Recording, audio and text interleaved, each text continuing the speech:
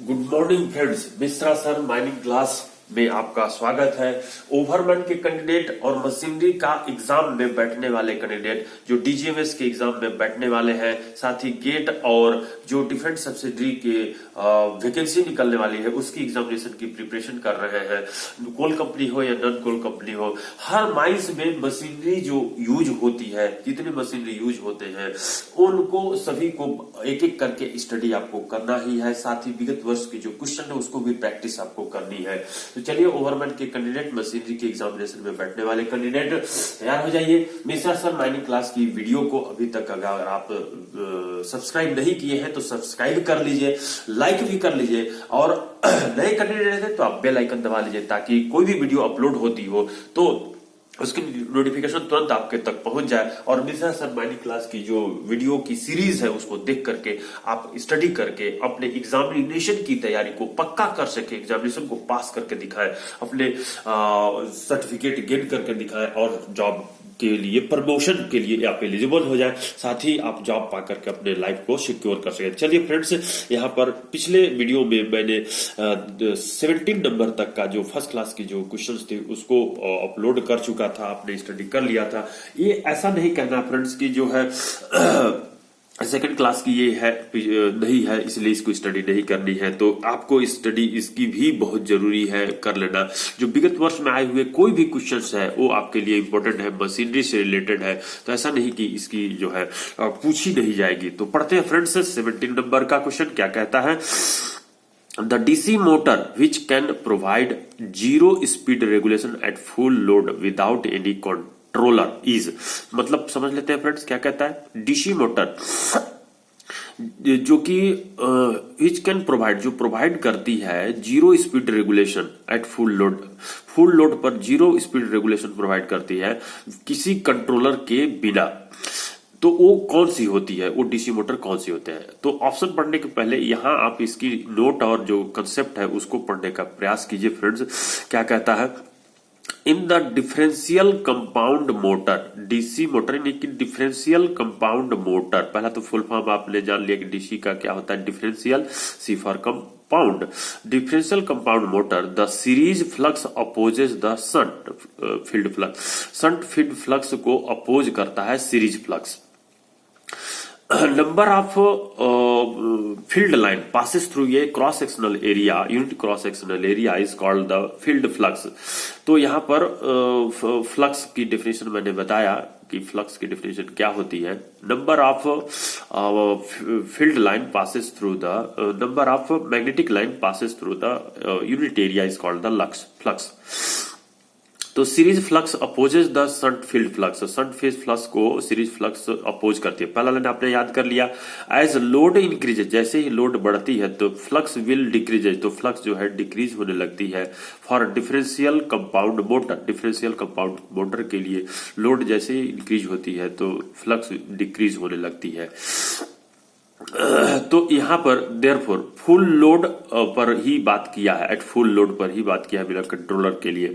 तो therefore speed will increases and the speed regulation will be negative. तो speed regulation यहाँ पर which can provide zero speed regulation कहा है, तो and the speed regulation will be negative, और speed regulation जो है नेगेटिव हो जाती है, जीरो से स्पीड इंक्रीज हो जाती है और स्पीड रेगुलेशन नेगेटिव हो जाती है। तो ये आपने देख लिया। अब यहाँ पर देखिए कॉन्सेप्ट में क्या कहते हैं, DC motor having both shunt and series field winding is called a compound motor.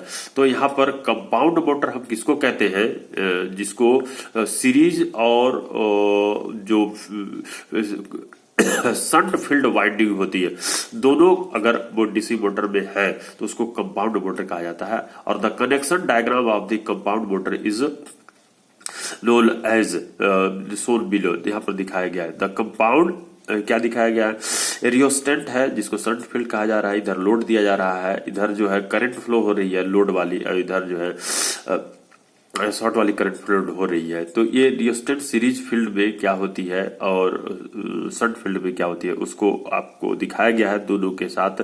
तो the compound motor is further सब डिवाइडेड, जो कंपाउंड मोटर होती है जिसकी बात करते हैं कि जिसमें शंट और सीरीज दोनों रहती है, तो compound motor further divided into cumulative compound motor जिसके सी में दिया हुआ है, और and the differential compound motor, differential compound motor. तो यहाँ पर दोनों दिया हुआ है, लेकिन ये जो जब हम लोग को यूज होती है डीसी मोटर, जब 0 पर स्पीड रेगुलेशन पर यूज होती है, फुल लोड जो विदाउट कंट्रोल कहते हैं, डिफरेंशियल कंपाउंड मोटर होती है। तो डी डिफरेंशियल कंपाउंड मोटर को आप टिक लगा के आगे की ओर बढ़ सकते हैं फ्रेंड्स। इससे रिलेटेड कोई भी प्रश्न आपसे पूछ सकती है, मशीनरी के कैंडिडेट तैयार हो जाइए ऐसे प्रश्नों को सॉल्व करने के लिए। देखिए 17 के बाद 18 पर प्रश्न में क्या कहता है, the angle on which the strength of a tool depend is, जो टूल होती है उसकी जो स्ट्रेंथ होती है उसका एंगल किस बात पर निर्भर करता है, इसकी बात पूछा जा रहा है। तो इसको पढ़ लेते हैं फिर ऑप्शन को पढ़ते हैं। देखिए आपके सामने जो टूल मैं दिखा रहा हूं जिसको कटिंग टूल भी कहते हैं, उसमें ये एक कटिंग टूल आपको दिखाई दे रही है। इंड कटिंग एज एंगल इसको बोला जाता है। वर्टिकल से जो कटिंग एज का एंगल बनती है उसको इंड कटिंग एज एंगल कहते हैं। यहाँ पर जैसे आपकी नाक निकली रहती है वैसे इस कटिंग टूल की नाक निकली रहती है, इसको नोज कहते हैं। और फेस नोज रेडियस इसको बोला जाता है, और ये जो है कटिंग एज बोला जाता है जहां से काटने का काम करते हैं। ये सैंक है जिसको पकड़ करके कटिंग करने का या पकड़ा करके कटिंग करने का काम करते हैं। ये हो गई आपकी साइड व्यू। फ्रंट व्यू की अगर बात करेंगे तो ये जो कटिंग एज ऐसा आपको दिखाई दे रहा है, हॉरिजॉन्टल के साथ जो एंगल बनाता है उसको बैक रेक एंगल बोला जाता है। और इसको हॉरिजॉन्टल के साथ जो एंगल बनाती है ये वाली जो कटिंग एज है उसको साइड कटिंग एज एंगल बोला जाता है। तो ये साइड कटिंग एज एंगल हो गई, बैक रेक एंगल हो गई। आपको इस सभी डेफिनेशन याद रखनी है फ्रेंड्स। साथ ही ये जो सैंक जैसा था वो ऐसा दोनों आपने देख ही रहा है। ये लीप एंगल बोला जाता है जब हॉरिजॉन्टल के साथ जो एंगल बनती है, जो अपना कटिंग एज का जो एंगल बनता है उसको लीप एंगल बोला जाता है। और एज क्लियरेंस एंगल इसको बोला जाता है। वर्टिकल के साथ जो एंगल बनती है उसको एज क्लियरेंस एंगल बोला जाता है। तो यहाँ पर एज रिलीफ एंगल बोला जाता है इस को, जो एज के साथ वर्टिकल के साथ जो एंगल बन रही है। तो आपने इसको साइड रैक एंगल बोलते हैं, यहाँ के साथ आपने देखा। तो रैक एंगल ही बोला जाता है, RANK दे दिया है, RAKE रैक एंगल बोला जाता है। ऑप्शन ए को टिक लगा के आगे की ओर बढ़ सकते हैं फ्रेंड्स आप। 19 नंबर प्रश्न में कहता है द रेसिप्रोकेटिंग पंप जो होती है air vessel are used, air vessel का उपयोग रेसिप्रोकेटिंग पंप में काहे के लिए करते हैं। तो vessel are used for the following purpose, vessel का उपयोग हम निम्न पर्पज के लिए करते हैं। तो यहाँ पर आपके ऑप्शन बाद में पढ़ते हैं, पहले इसको पढ़ लेते हैं जो बात कही गई है वेसल का उपयोग क्यों किया जाता है रेसिप्रोकेटिंग पंप में। तो पहला कहता है कि to get a continuous supply of liquid at a uniform rate. तो यूनिफॉर्म रेट से कंटिन्यूअस सप्लाई के लिए, लिक्विड की कंटिन्यूअस सप्लाई के लिए रेसिप्रोकेटिंग पंप में वेसल का उपयोग किया जाता है। दूसरा नंबर में कहता है to save the power required to drive the pump, power required जो होती है उसको सुरक्षित रखने के लिए, सेव करने के लिए इसका उपयोग किया जाता है। तो ये दोनों तो पर्पज है ही है। This is due to the fact that by using air vessel, ये जो है एयर वेसल के उपयोग के द्वारा ही संभव है, जो the acceleration and the friction head are reduced, जिसके फलस्वरूप जो है एक्सीलरेशन और फ्रिक्शन हेड जो है रिड्यूस्ड हो जाती है। तो यहाँ पर एक्सीलरेशन रिड्यूस होता हुआ आपको डी में दिखाई दे रहा है। Smooth the flow, reduce suction head, C number में कहता है इंक्रीज डिलीवरी हेड, डी में कहता है रिड्यूस एक्सीलरेशन। तो डी को आप टिक लगा के आप आगे की ओर बढ़ सकते हैं फ्रेंड्स। दस the work is also reduce, जिसके कारण से वर्क जो है रिड्यूस्ड हो जाती है। रेसिप्रोकेटिंग पंप में ये जो है डिस्चार्ज पॉइंट है और ये जो है सक्शन पॉइंट है जिसमें वाटर यहाँ से खींची जाती है और यहाँ पर डाली जाती है। तो ये रेसिप्रोकेटिंग पंप का सक्शन पाइप ये है, ये सक्शन वाल्व है यहाँ पर, और ये सिलेंडर है जो टू एंड फ्रो जिसके अंदर पिस्टन जो है आगे पीछे होती है, ये डिलीवरी वाल्व है। और यहाँ पे एयर वेसल है, एयर वेसल का ही प्रश्न पूछा हुआ है आपसे जो कि एक्सीलरेशन को रिड्यूस करने का काम करता है। डी को आप टिक लगा के आगे की ओर बढ़ सकते हैं फ्रेंड्स। यहाँ पर देखिए जो 20 नंबर क्वेश्चन कहता है, क्या कहता है, setting pressure of power support should be dash dash of yield pressure of the power support.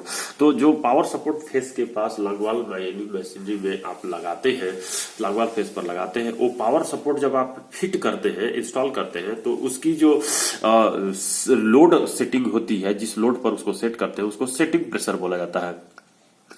और जो वो लोड बियर कर सकती है उसको यील्ड प्रेशर बोला जाता है। जितना लोड बियर कर सकती है उसको यील्ड प्रेशर बोला जाता है। तो यील्ड प्रेशर का कितना जो है सेटिंग प्रेशर आप लगाते हैं। बाय द वे 100 टन वो लोड ले सकती है, तो 100 टन का वो जो है 75 से 85% लगभग कहा गया है। जब आप इसको पढ़िएगा तो 3/4 भाग यहाँ इस लाइन में आपको इंग्लिश मीडियम में लिखा हुआ है। परंतु जब यह अभितारित हो जाती है, अतिभारित हो जाती है, यानी कि जो सेटिंग लोड पर अपना लोड लेना स्टार्ट हो जाता है तो और भार से दबने लगता है, उसके बाद यह एक ऐसा सपोर्ट रेजिस्टेंस देता है और यह पूरी क्षमता का लगभग 3/4 भाग वहन करने लगता है। 3/4 भाग कहने का मतलब कि 75% से अधिक भाग ये सहन करने लगता है, जिसके कारण से हम लोग डी को टिक लगा के आगे की ओर बढ़ रहे हैं फ्रेंड्स। तो ये पावर सपोर्ट की है लॉन्गवाल फेस में, जिसको आप पढ़ करके समझ सकते हैं, हिंदी मीडियम में लिखी हुई है। नेक्स्ट देखिए प्रश्न क्या कहता है, Blair winder is basically A, Blair winder किस के लिए काम में आई जाती है, उसको और दूसरे नाम से क्या बोला जाता है। तो इस संबंध में ऑप्शन पढ़ने से पहले ABCDE ऑप्शन पढ़ने से पहले यहाँ देखिए ब्लेयर वाइंडर के बारे में। ब्लेयर एक साइंटिस्ट का नाम था, मैकेनिकल इंजीनियर का नाम था। Double drum winder named after it's inventor Robert Blair. Robert Blair जो इन्वेंटर थे उन्हीं के नाम पर ये ब्लेयर वाइंडर नाम पड़ा है, जो कि डबल ड्रम वाइंडर जो कहा गया है उसको बोला जाता है। Where both drum incorporated to winding section, दोनों ड्रम जो होता है इनकॉर्पोरेटेड होता है वाइंडिंग सेक्शन के अंदर। Normally for multi layer winding होती है, इसमें मल्टी लेयर वाइंडिंग दिखाई दे रही है। Often refer to as a BMR winder, BMR यानी कि ब्लेयर मल्टी लेयर वाइंडिंग, इसको वाइंडर के नाम से ब्लेयर मल्टी रोप वाइंडर बोला जाता है। तो मल्टी रोप डबल ड्रम वाइंडर आप एक को टिक लगा के आगे की ओर बढ़ सकते हैं फ्रेंड्स। नेक्स्ट प्रश्न में आते हैं, देखिए 22 क्या कहते हैं, when the file is moved to and fro over the work it is known as, जब फाइल को आप मूव करते हैं टू एंड फ्रो यानी कि आगे पीछे, जब आप फाइल पकड़ लिए हैं, फाइल आपने देखा होगा, और उसको आप इस तरीके से टू एंड फ्रो करके रविंग करने का काम, घिसने का काम करते हैं, तो उस मोशन को, उस एक्शन को क्या कहा जाता है, उसी संबंध में आपसे प्रश्न पूछा है। सिंपल प्रश्न है, जब आप दिमाग में बैठ जाएगी पिक्चर तो बड़ा आसानी से वो जो है आपको याद हो जाएगी, उसमें बड़ी बात नहीं है। तो यहाँ पर देखिए when the file is moved to and fro over the work के ऊपर, ये देखिए एक वर्क आपको दिखाई दे रहा है जिसमें आपने लेफ्ट हैंड को यहाँ पकड़ा हुआ है और राइट हैंड को यहाँ पकड़ा हुआ है, और इसको आगे पीछे जब आप टू एंड फ्रो मोशन कराते हैं वर्क पर, जो फाइल आपकी दिखाई दे रही है उसको, तो उसको हम लोग क्रॉस फाइलिंग कहते हैं। एक को आप टिक लगा के आगे की ओर बढ़ सकते हैं। यहाँ पर ड्रॉ फाइलिंग की बात किया हुआ है, ड्रॉ फाइलिंग और क्रॉस फाइलिंग की, उसको आप पढ़ करके समझते हैं कि ड्रॉ फाइलिंग ये वाली को कहते हैं, क्रॉस फाइलिंग को टू एंड फ्रो मोशन जब की जाती है तो उसको क्रॉस फाइलिंग कहते हैं। तो process work by moving any type of single cut file forward and backward along the length of a material as, तो इसको हम लोग कहते हैं क्रॉस फाइलिंग। तो आपने ये समझ लिया होगा। अब आगे की ओर देखिए, जो प्रश्न 23 कहता है, क्या कहता है 23 फर्स्ट क्लास अनरिस्ट्रिक्टेड मशीनरी 2021 का। A motor car moving at a certain speed takes a left turn, एक आप कार चला रहे हैं जिसमें लेफ्ट टर्न आप लेते हैं कर्व के पास, इन एक कर्व पाथ में, if the engine rotates in the same direction, engine rotates होती है same direction at that the wheel, चक्का जैसा रोटेट हो रहा है उसी के अनुसार आपकी इंजन रोटेट है, then due to centrifugal force, तब जो है सेंट्रीफ्यूगल फोर्स के कारण से क्या होता है। तो देखिए पिक्चर में आप यहाँ पर for associated with super elevation, ये सुपर एलिवेशन जो होती है मोड़ के पास बाहरी किनारे की ओर जो रोड होती है ऊपर उठी की ओर होती, ऊपर थोड़ी सी उठी हुई रहती है, जिसको जो है हम लोग कहते हैं सुपर एलिवेटेड पोजीशन। तो यहाँ पर कार जो रोटेट होती है, यहाँ पर कर्व पाथ पर मूव करती है यानी कि मुड़ती है, जिसको आप कहते हैं। तो बाहर की ओर एक फोर्स काम करता है चक्के के ऊपर, जिसको सेंट्रीफ्यूगल फोर्स कहते हैं। जो अंदर की ओर जो फोर्स काम करता है सेंटर की ओर, उसको सेंट्रीपिटल फोर्स कहते हैं। तो ये दो वर्ड आपको याद रखना है। अंदर की ओर जो फोर्स काम करता है वो सेंट्रीपिटल फोर्स कहते हैं, और सेंट्रीपिटल फोर्स के कारण से मक्खन, दूध से जो है मक्खन निकालने का काम किया जाता है सेंट्रीपिटल फोर्स के कारण से। और बाहर की चक्के पर जो फोर्स लगती है वो सेंट्रीफ्यूगल फोर्स के कारण से, जिसके कारण से शरीर आपका दाहिने साइड की ओर यानी बाहर की ओर, लेफ्ट टर्न ले रहे हैं तो बाहर की ओर जो है आपका शरीर झुकने लगता है, तो वो सेंट्रीफ्यूगल फोर्स के कारण से होता है। तो आपने यहाँ पर जो ऑप्शन पढ़ते हैं friends, the reaction on the inner wheel increases, inner wheel पर इंक्रीज हो जाती है reaction, and the outer wheel decrease, outer wheel पर डिक्रीज होती है, नहीं जिसका अपोजिट रहता है। The reaction on the outer wheel increases, तो आउटर व्हील पर इंक्रीज हो जाता है सेंट्रीफ्यूगल फोर्स के कारण से, और on the inner wheel decrease, inner wheel पर डिक्रीज हो जाता है फोर्स। तो बी नंबर को टिक लगा के आगे की ओर बढ़ सकते हैं। यहाँ पर देखिए centrifugal force act outward, so outer wheel force more force, outer wheel जो है मोर फोर्स ऑब्जर्व करता है, तो आप बी को टिक लगा के आगे की ओर बढ़ सकते हैं friends. Star delta starter selected for induction motor provide, जो स्टार डेल्टा स्टार्टर होती है इंडक्शन मोटर में, वो काहे के लिए सिलेक्ट की जाती है और क्या प्रोवाइड करता है, तो वो जो है star delta starting method is induction motor, the starting current is reduced, starting current कम कर देती है अप्रोक्सीमेटली 1/√3 टाइम्स, तो 1/√3 टाइम्स कम कर देती है। तो लो स्टार्टिंग करंट, तो ये सी नंबर होगी ही होगी। The starting torque will 1/3, starting torque भी जो है लो हो जाती है, तो लो स्टार्टिंग टॉर्क भी हो जाती है। तो यहाँ पर बी और सी दोनों दिखाई दे रहा है, 2 और 3 को यानी ई को टिक लगा के आगे की ओर बढ़ सकते हैं।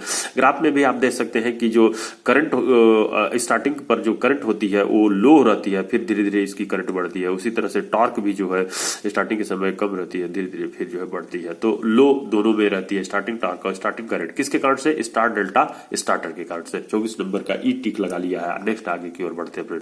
Transformer neutral for 3-phase power supply of shovel is grounded, ये रजिस्टर टू अवॉइड। सॉवेल के अंदर में जो ट्रांसफार्मर न्यूट्रल रहती है फॉर 3-phase पावर सप्लाई के लिए, वो ग्राउंडेड रहती है। तो वो किस चीज को अवॉइड करने के लिए रजिस्टर की ग्राउंडेड रहती है, उसको किस चीज को अवॉइड करने के लिए उसको जो है लगाया जाता है। तो यहाँ पर जो है देखिए 3-phase जो आपके सामने दिखाई दे रही है, जिसको न्यूट्रल को अर्थ करके रखा गया है, जो रजिस्टर न्यूट्रल अर्थिंग जो यहाँ पर दिखाई गई है, सिस्टम वोल्टेज दिखाया गया है, लाइन टू न्यूट्रल वोल्टेज दिखाया गया है, रेजिस्टेंस दिखाया गया है जो अर्थ से कनेक्टेड है। तो ये जो ग्राउंडेड रहता है यहाँ पर ग्राउंडेड दिखाया गया है सॉवेल में जो रहती है। तो ये पढ़िएगा इसको, तो आपको पता चलेगी कि शॉक हजार्ड को बियर करने के लिए, साथ ही जो है आपका जो हाई अर्थ फॉल्ट करंट होती है उसको न्यूट्रलाइज करने के लिए हम लोग ट्रांसफार्मर न्यूट्रल पॉइंट को अर्थ करके रखते हैं। तो यहाँ पर देखिए पढ़ सकते हैं आप, but transformer are having high MVA mega volt ampere rating are design to neutral grounding by reactors Peterson's coil transformers etc. because the fault current value is very high due to the high power and can't be suppressed by winding of transformer and short circuit force, which is square of the peak value of the fault current is very high that can break the winding. Therefore coil are used to suppress the limit fault line current. तो यहाँ पर shock को और high अर्थ fault current को absorb करने के लिए ये न्यूट्रल पॉइंट को अर्थ की जाती है। 25 का ई को टिक लगा के आप आगे की ओर बढ़ सकते हैं। फ्रेंड्स देखिए 26 नंबर प्रश्न में क्या कहता है, the engine of an aeroplane का प्रश्न पूछा है आपके मशीनरी में, तो कुछ भी प्रश्न पूछ सकता है। तो ये जनरल प्रश्न है, मानते हुए आपको इसको ध्यान में रखना है कि the engine of aeroplane rotates, airplane जो रोटेट होती है उसकी इंजन क्लॉकवाइज डायरेक्शन में, when seen from the tail end, जब वो टेल एंड से देखते हैं, and the aeroplane takes a turn to the left, और लेफ्ट में जब टर्न लेती है, the effect of gyroscopic couple of the aeroplane. Gyroscopic couple यहाँ पर इंपॉर्टेंट कीवर्ड है, उसको आपको याद रखिएगा, प्रश्न में फिर से पूछ सकता है। क्या करता है गायरोस्कोपिक कपल का प्रभाव एरोप्लेन पर क्या पड़ता है? The effect of gyroscopic couple on the aeroplane will be to raise the nose को रेज करता है, and dip of the tail को डीप करता है, जो पूंछ होती है उसको नीचे की ओर दबाता है, और नोज को ऊपर की ओर उठाता है, ये है गायरोस्कोपिक कपल का, यानी कि आगे की ओर पर्सन ऊपर उठ जाता है और पीछे की ओर जो है नीचे की ओर झुक जाता है। तो to raise the nose and dip the tail, option C को टिक लगा के आगे की ओर बढ़ सकते हैं। गायरोस्कोपिक कपल का प्रभाव यही रहता है। नेक्स्ट आते हैं 27 नंबर, पढ़ते हैं friends. The ratchet and pinion mechanism. Ratchet and pinion mechanism जो होती है, क्या होती है, इसको फिगर के द्वारा हम लोग समझने का प्रयास करते हैं। रैचेट एंड पिनियन मैकेनिज्म, जिसको पॉल एंड रैचेट मशीन भी कहा जाता है। ये देखिए, पॉल कहा जाता है, ये स्प्रिंग जो है ऊपर नीचे होती है अपने आप, जब ये रोटेट होती है इस डायरेक्शन में, जब ये रोटेट होती है इस डायरेक्शन में, वन डायरेक्शन में, देखिए rotation in the direction prevented by the Paul, Paul द्वारा इसको प्रिवेंट किया जाता है कि इस डायरेक्शन में ये नहीं जो है रोटेट कर सकती है, वन डायरेक्शन में ही रोटेट होगी। कैसे रोटेट होगी? इस डायरेक्शन में रोटेट होगी। तो इस डायरेक्शन में तो ये रोटेट होने देगी, लेकिन इस डायरेक्शन में अगर रोटेट होने चाहती है कौन? पिस्टन, तो वो जो है रैचेट, तो वो जो है नहीं होने देगी। तो ये स्प्रिंग फिक्स्ड हियर रहता है, जो कि ये रैचेट है, ये पॉल है। तो वन डायरेक्शन में ही चलाने के लिए इसको यूज की जाती है, केवल एक डायरेक्शन में चलेगी, दो डायरेक्शन में नहीं चल सकती है। तो ratchet and pinion mechanism is used, पढ़ लेते हैं। Pawl and ratchet is a simple machine that is used in connection with gear mechanism to allow linear or rotary motion in only one direction. One direction में केवल rotate करने के लिए ही इसका उपयोग किया जाता है। तो restricts the Roshan in one direction, तो ऑप्शन ए ही राइट होगी, इसको टिक लगा के आगे की ओर बढ़ सकते हैं फ्रेंड्स।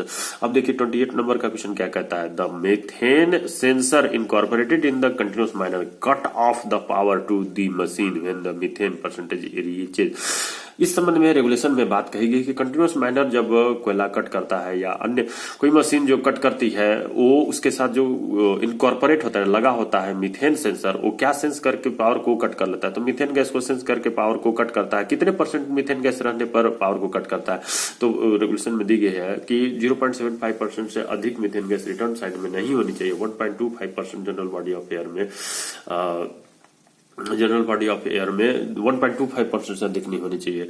तो यहाँ पर जो 0.75% है वही उसकी परमिसिबल लिमिट दी गई है। कंटिन्यूअस माइनर के साथ जो सेंसर लगा होता है वो इससे जैसे ही अधिक होती है सेंस करती है और पावर को कंटिन्यूअस माइनर के अंदर से कट कर देती है। तो ऑप्शन ए को टिक लगा के आप आगे की ओर बढ़ सकते हैं फ्रेंड्स।